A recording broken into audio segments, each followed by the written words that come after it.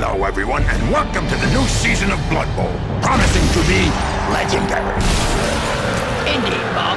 This new season certainly will be exceptional. Numerous new teams of all races are gathering right now from all across the old world to participate in this prestigious competition. I've heard that some of the new teams have offered the use of their newly refurbished stadiums. See, even the undead have cleaned up their favorite crypt for this season. All these new stadiums certainly won't go amiss if we have to welcome all these new teams. They're coming from all around the old world, from the cold Norse lands to the most arid deserts. Even the dead are on their way. Let's not forget to bring some flowers for the... This is Iridium Shore, and this one is going to be a quick look at Blood Bowl. There are two versions of Blood Bowl on the PC. The original Blood Bowl came out, I think it was last year, might have been the year before, but recently the Legendary edition came out. This basically the same as the first game, except it added, can't remember, something like 7 new races to choose from in the game. For anyone new to this game, originally this was a board game by Games Workshop, but I think it came out in the early 90s. To describe it, I guess it's best to say it's a cross between chess and American football. Essentially you have pieces as in a chessboard. Pieces can move across squares, and each piece, depending on its type, can move a certain amount of squares, perform certain actions. The gameplay video here will probably show exactly what's going on. Typically to a Games Workshop game, different actions are controlled by rolling a dice. So it's not like chess whereby every action has an effective predetermined outcome. You could try the same moves again and again and get completely different results based on the dice, and it's this random element, I guess you could say, that makes it a bit interesting. Okay, in terms of the gameplay, I don't want to say too much here. As usual, I like to have the video or the gameplay and pretty much demonstrate things for itself. I'm just giving a quick summary as I tend to do. I tend to take the Skaven, which is a little race of rat-like creatures. All the creatures, incidentally, are from the Warhammer universe.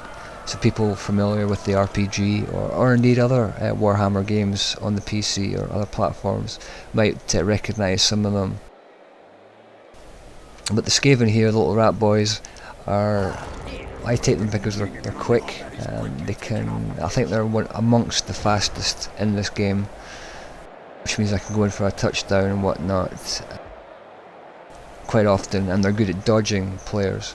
If you move a piece into an adjacent square of one of the opponents, then not only can he or she attack you the next turn, but if you would then want to move out of one of their adjacent squares, then you have to roll a dice and there's a chance you can get knocked down. And when that happens, it's turnover, which means you can't move any of the rest of your pieces that you haven't moved that turn. You go straight to the next opponent's turn. The commentary, again, hopefully I'll let this speak for itself, but originally when I first played this I enjoyed it. It's got good humour, quite funny, but I must admit after about 5 hours listening to the same commentary, it gets like this perhaps. It's not good for the health, that's for damn sure. Graphically speaking, it's great for this kind of game. You couldn't expect any more. The animations are fluid, just fitting, and what you would expect for a fantasy game, very RPG-like.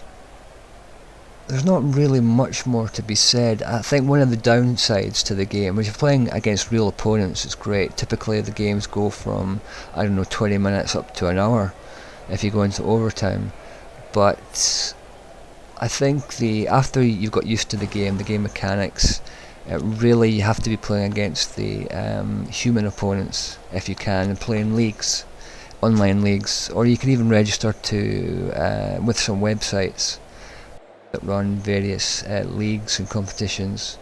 Because if you play AI against the CPU time and time again, it really does get a bit long in the tooth, as it were.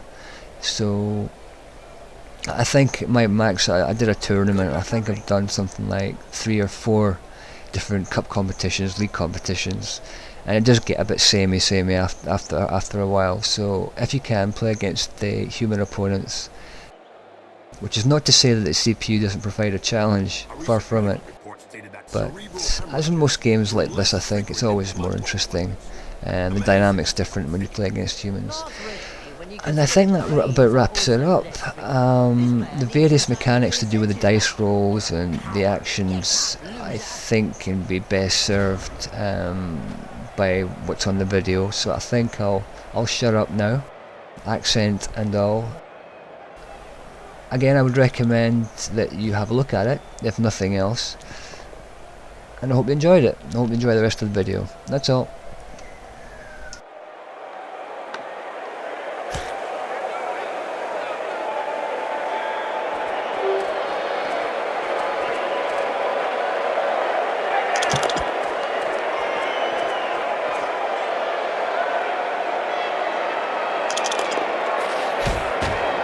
This player was really strong. Do you think they have some troll blood in them?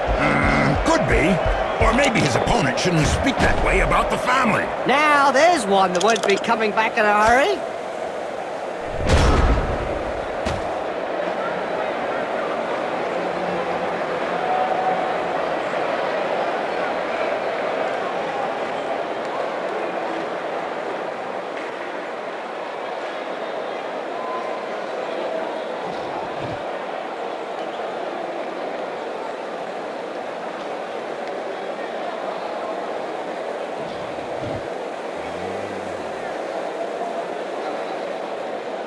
The referees guild has decided to hire a bodyguard for each game. Another brilliant idea. And just how effective will one bodyguard be against a stadium full of supporters? True, could be a bit one-sided.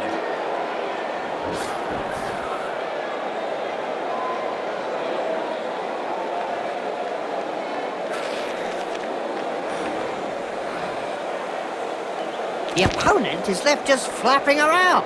That's what I call a dodge.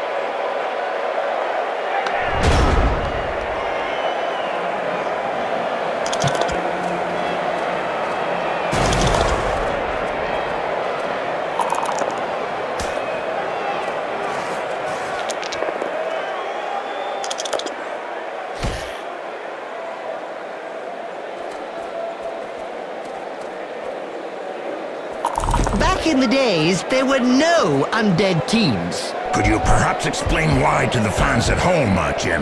Ah, well, it's simple. There wasn't anyone around to raise the dead yet, Bob. No, sorry, too complicated for me.